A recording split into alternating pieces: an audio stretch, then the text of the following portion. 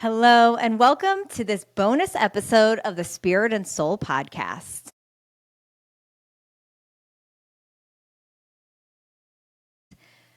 I can't wait to tell you a little bit about some of the rituals that I do in order to really prepare for a new year, and also like when I'm in the new year, if I'm looking back on the prior year, these little things that I do that I feel like make a really big difference and either give me some clarity or some energetic clearing. So before we actually get into the rituals though, I just want to say this.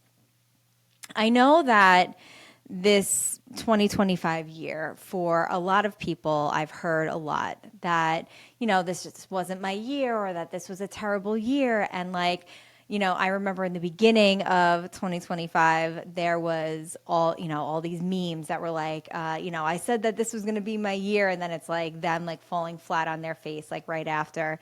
And I'm already gearing up to see these things in 2026. And here's the thing.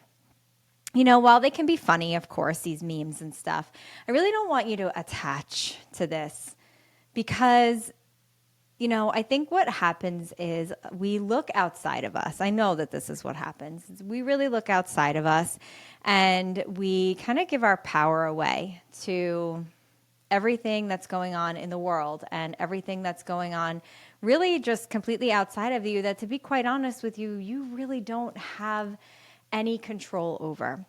And we give our power away to these things. And when we do that, we're actually creating this reality that we don't like. And it really has nothing to do with you. And we're taking on the energy of the world, that lower vibration frequency of the world rather than the higher vibration.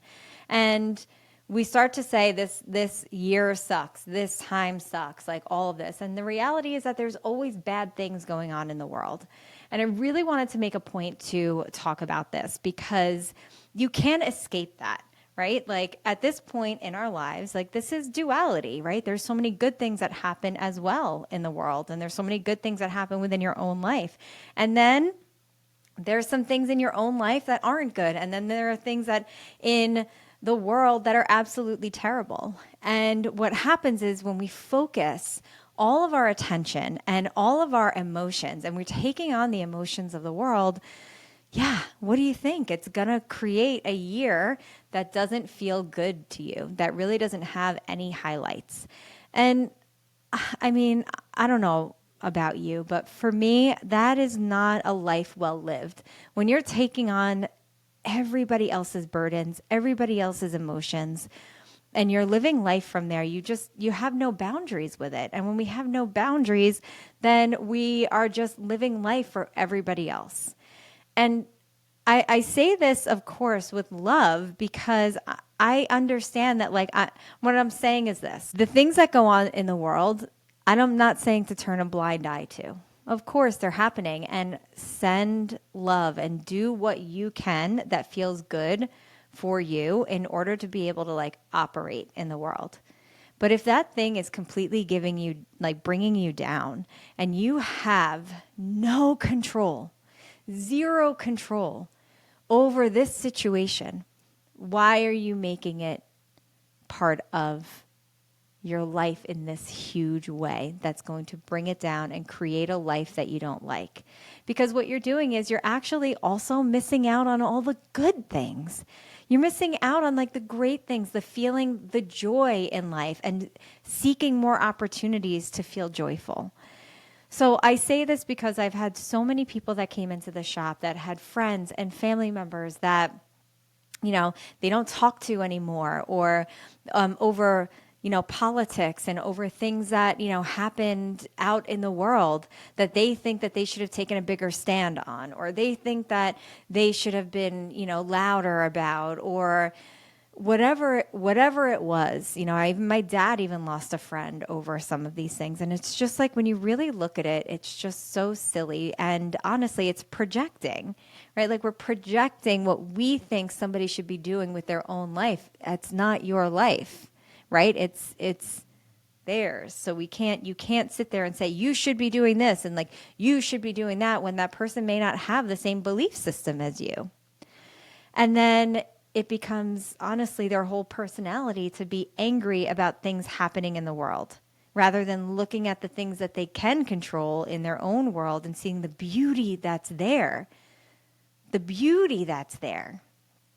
And so I want to preface by saying that because you have now an opportunity in 2026 to really make it your year, regardless of what's going on in the world. Okay, giving love to it, sending healing to it, doing what you can that feels good for you, and also making this year your year. Because I'll tell you, I focused on me and what I could control to make this world a better place or make my world a better place. And so it became that.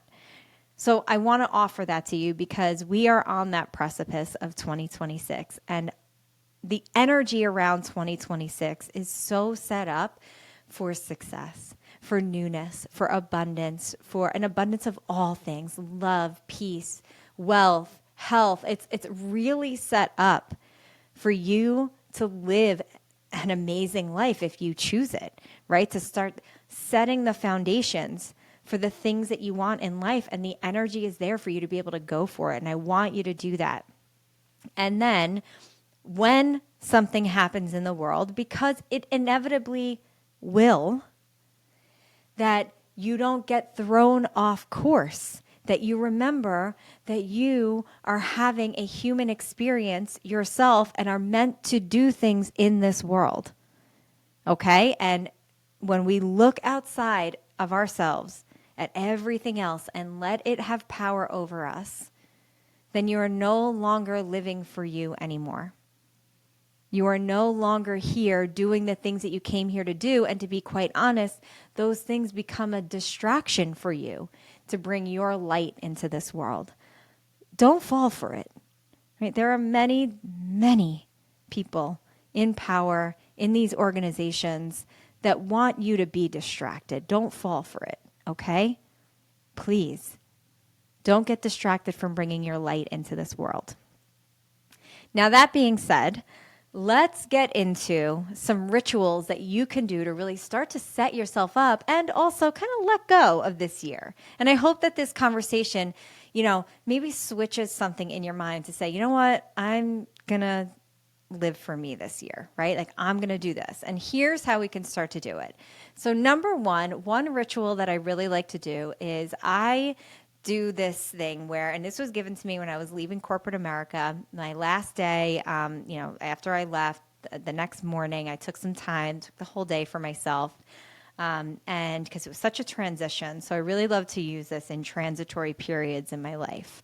And I sat down, and what I was shown as a download was these golden threads coming out of the heart.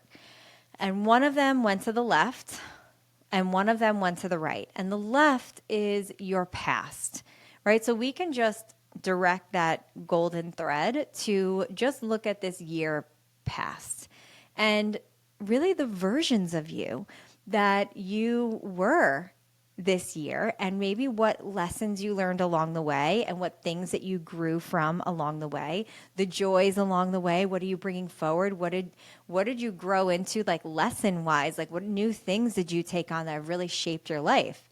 And look back and see those versions and begin to merge with them, this current version, feeling into that version of you that's within your body. And what feels like the anchors, I want you to take the step forward back towards the middle, right? Back on the other way on that golden thread. So if you were going all the way left, you're going to feel yourself start to come back right, start coming back to the present moment. And you're going to feel the things that need to be left behind, shed, and everything else will come with you. And then you're going to do that again. And usually there's like 2 to 3 versions of you that we need to kind of like merge with, remember, give gratitude to, and then leave behind what we don't need. Maybe it was like an old habit, an old thought pattern, an old belief system Maybe it was a person, right? Maybe it was how you were with certain people, and really like let that go. Maybe it was a job, like whatever it is, let it go and bring forward what you were meant to bring forward with you. It could have been the great memories. It could have been, the joy, it could have been the lesson that you learned from that and like how you grew, right? So that's another beautiful thing that you can do. And then you keep that going. And then you get into the middle, back to the present, and you turn to the right. And the golden thread on the right is the version of you at the end of next year. And I want you to see how that version of you grows. And maybe that version of you is actually like higher up, not on the same line. They might feel the line a little bit different. Like in relation to you, it might feel higher, it might feel the same. And you want to look to that version of you and you want to start to follow it and start to feel you stepping into a higher timeline. Start stepping into the version of you and like this manifestation of what next year is going to look like and feel like. And maybe as you do this, you start to see clues as to like what your next right moves could be. And what I'm going to say is this. If you see something, don't be like, oh, how's that going to happen? Or I don't want that. Or what? Just go with it, right? Because that version of you, you never know what happens. And it's very easy for us to sit in the present and say, I could never do that. I could never go on stage. I could never do this. It's very easy for us to do that now with this limited scope that we have. But a future version sees how you unfold over the year. And that version of you is the version of you that unfolded and blossomed and bloomed through the year and became a different person. And at the end of next year, my hope for you is that you are a different person then than you are today. And so we see that version, and then we're going to bring that present version, that present feeling forward and merge with that future version and see how different that version is. How does she feel? Does she feel like a higher vibration? Does she feel lighter? Does she feel like, what was maybe left behind also from the beginning of the year to the end, right? You want to feel into it. And then you're going to bring your consciousness back to this moment, knowing that you've merged with that higher version and that you're ready to take action and make decisions from your future self. So now knowing some of the things that you know from this year, well, you can't fail, right? So like start to go for them. Because if that version of you is already living it, that version of you has the things, can't fail. So start making those moves. Again, let 2026 be your year of action. Let it be the year that like you truly take your life into your hands. Now, that's one thing that I like to do. Another thing that I like to do is I really like to kind of go back into like my photos.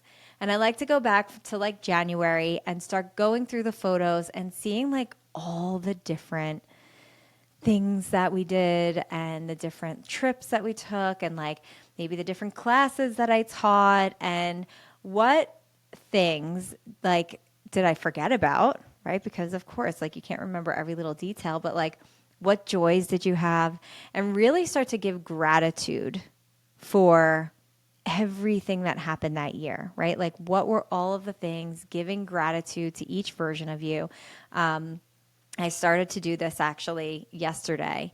And as I was like looking at the January version of myself, I was like, wow, like I just feel like a completely different person. In fact, what's very interesting was I have clothes that I took out from last year to this year, like just changing over from, summer to winter. And I'm looking at these clothes and I'm like, I go to keep them and it just felt so out of alignment. And so I just donated them because I couldn't bring myself to do it because I felt like such a different person. Even though like I liked some of the pieces and everything, it wasn't about the style or anything like that. It was about who I was when I remember wearing it. And she just wasn't in her power, like at all.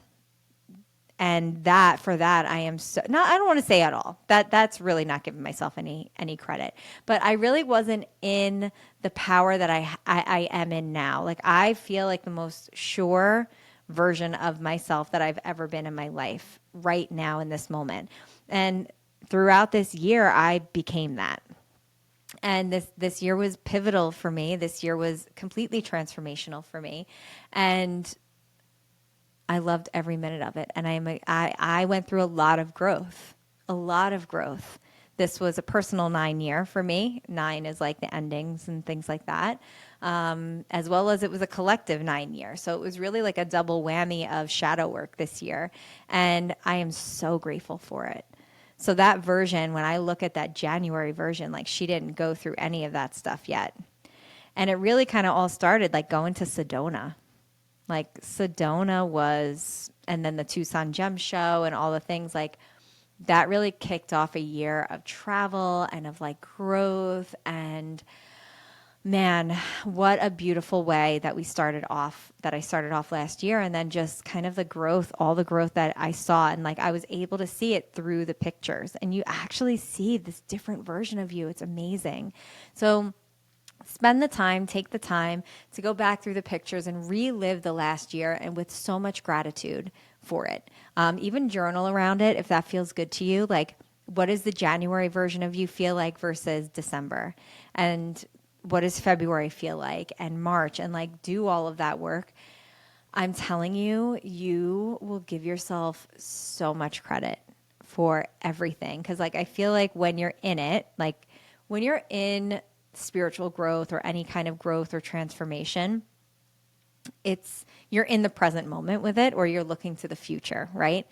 When we look at the past, and if you look at it with like grateful eyes, you can really, really see like how far you've come. And I really want you to do that, because this year it will be the same. My hope is that it's the same for you, that when you look back in December 2026 and you're looking back at January, I'm getting chills as I say this, when you look back at January, that like you're almost unrecognizable. And do that every year, right? And I don't just mean your looks. I mean like your energy is unrecognizable. I truly feel that about myself right now, from January 2025 to now. I feel like a different person completely. So that's one of the things I like to do. Now, the other thing that I like to do is this. This is really great if you're a business owner as well, but this can be used for anybody. Go back in your calendar. If you keep whether it's a written calendar or a digital calendar, I want you to go and look back at it and start going through every single appointment and everything that you did. Actually, Rachel Hollis, taught me this like a long time ago, and I really think that it's a powerful exercise. You are going to look at it and you're going to say like, okay, I had this appointment with this person. I had a meeting, a lunch meeting, whatever. I remember actually not wanting to go. Did it go anywhere? Right? And if the answer is no, then you knew in your gut, in your intuition, if your intuition was telling you don't have this meeting and you did it anyway. So how can you eliminate some of the things that really just waste your time, and look back and see the things that wasted your time? What were the things that you said yes to that really you should have said no to? And what were the things that you said yes to that really made a difference, that really like lit you up? Going through this practice is really powerful. Really, really, really powerful, because you can see where you don't keep your boundaries and how you can start creating boundaries moving forward. My biggest thing is this: if it's not a hell yes, it's a no. Okay? And a hell yes looks a little bit different, I think, for everybody. I don't mean that like if you're saying no to something, that it's just because you don't want to do it. So what I mean by this is this. Sometimes there are things that you really want to do and like your heart is into, but you also are really busy, or you're in a very busy season in life, or you're trying to like protect your peace, or you make no time for you, or whatever it is. And we feel like we're obligated to say yes to things when really you need to say no, even if you want to be there. So I'm going to give you an example of this. I grew up with my cousins in New Jersey. I love them. I love going to see them. I've loved it since I'm a kid, and I love it to this day. I get so excited. I feel like as a 43-year-old woman, when I know I'm going to see my cousins, I feel like I'm like 8 years old again. Like, let's go, party time. Like, I get so excited to see them.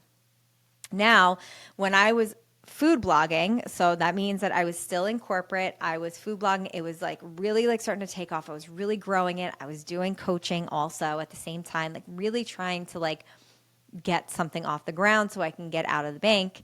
And I have a beautiful backyard with a pool and all the things. And I remember, because we're such a huge family, that every single weekend in the summer of like, I think it was like one of the months, that there was a party or like a kid's party or something in Jersey. And while I absolutely wanted to go, because like I said, I love going, if you're not from New York or Long Island, this ride to New Jersey should take like an hour, hour and a half at the most, and it can take up to 3.5 hours sometimes with traffic.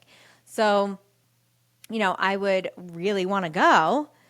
Like, in my heart, I wanted to go, but I was not getting anything done. I knew that. I also was missing out like on my own backyard, like just like enjoying my own backyard. And I finally had to say no.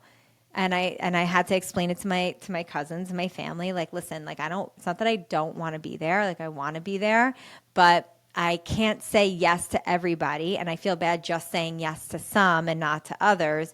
So I'm just going to say no to all. But let's do like one cousins thing in the summer, like just us. And so we're not, spending time with like friends and like all these other people, like when it can just be condensed to us and we can just hang out together. And, they said yes, and we started to do that and really like the idea of it. Now it has evolved, okay, as I've evolved and had have more time on my hands. Now I can say yes to more things, but at the time I couldn't.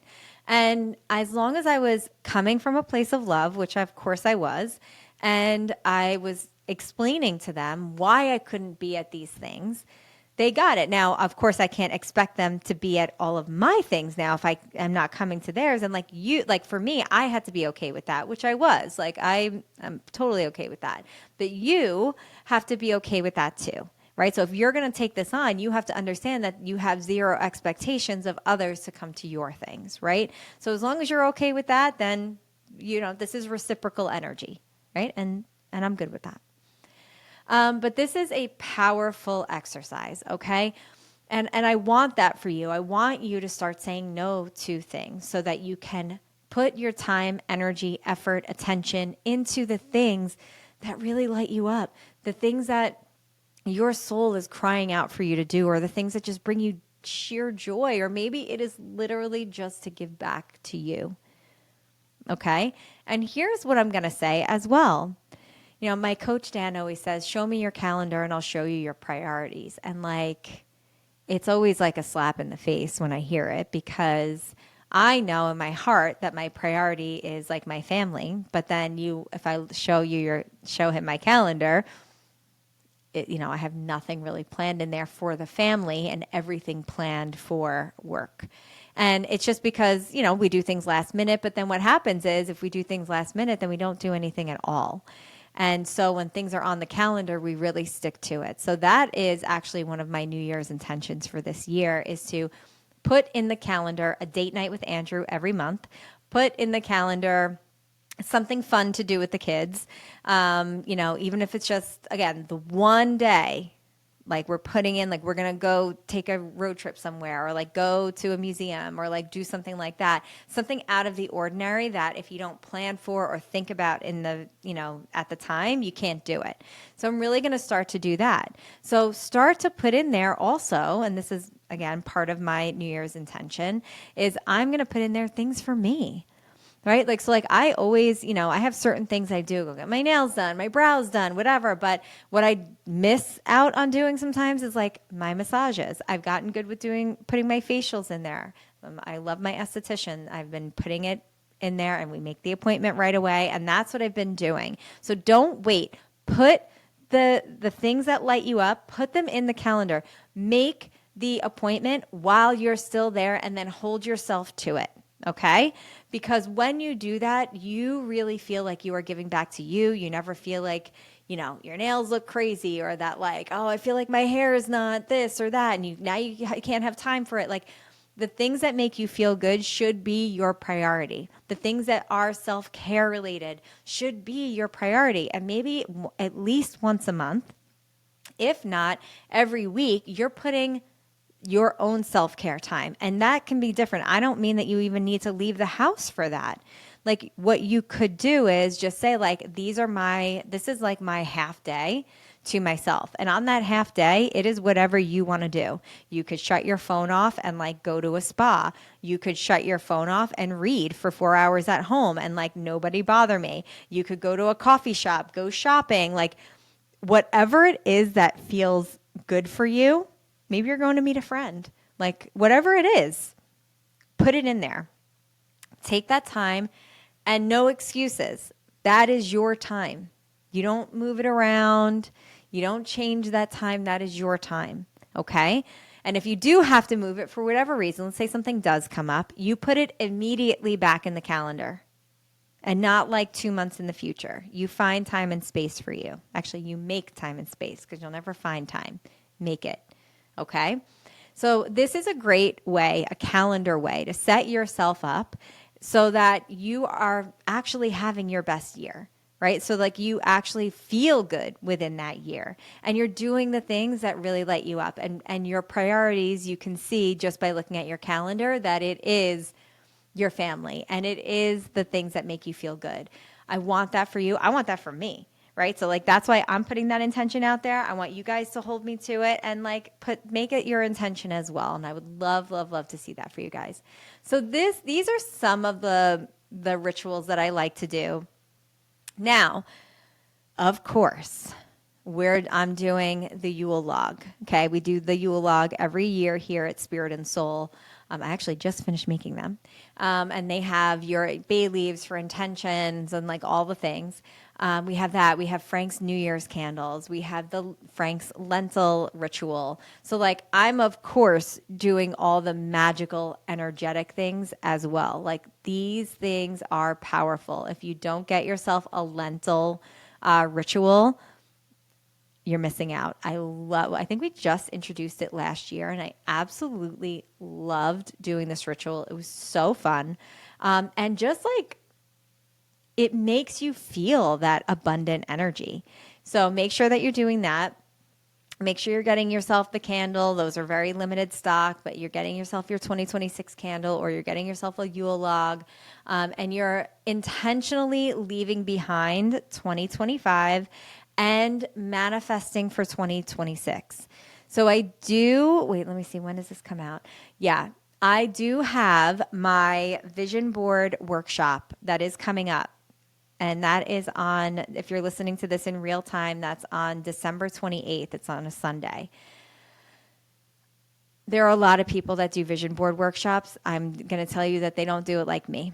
Okay, we're doing quantum work. We are making it so that the pictures that you put on your board are not just pretty pictures, that they are things that you're going to actually bring to life based on what your higher self wants for you for this year.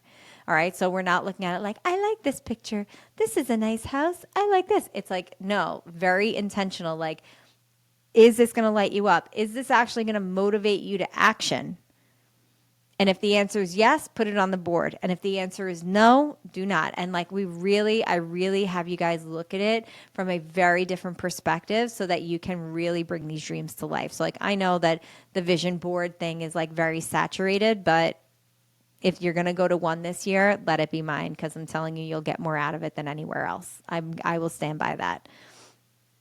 So the vision board workshop we have coming up, I'm even doing on New Year's Eve a clear the year spinal energetics and a little hypnosis session to clear out the year and step into 2026 feeling really good, feeling clear, but also opening yourself up to this like magnetic energy for 2026. So Make sure that you're signing up for these things. I can't wait to see you there. I'm so excited to see what 2026 looks like for you. And I can't wait to see all the things that you bring to life. And I hope that you enjoyed this bonus episode of the Spirit and Soul podcast.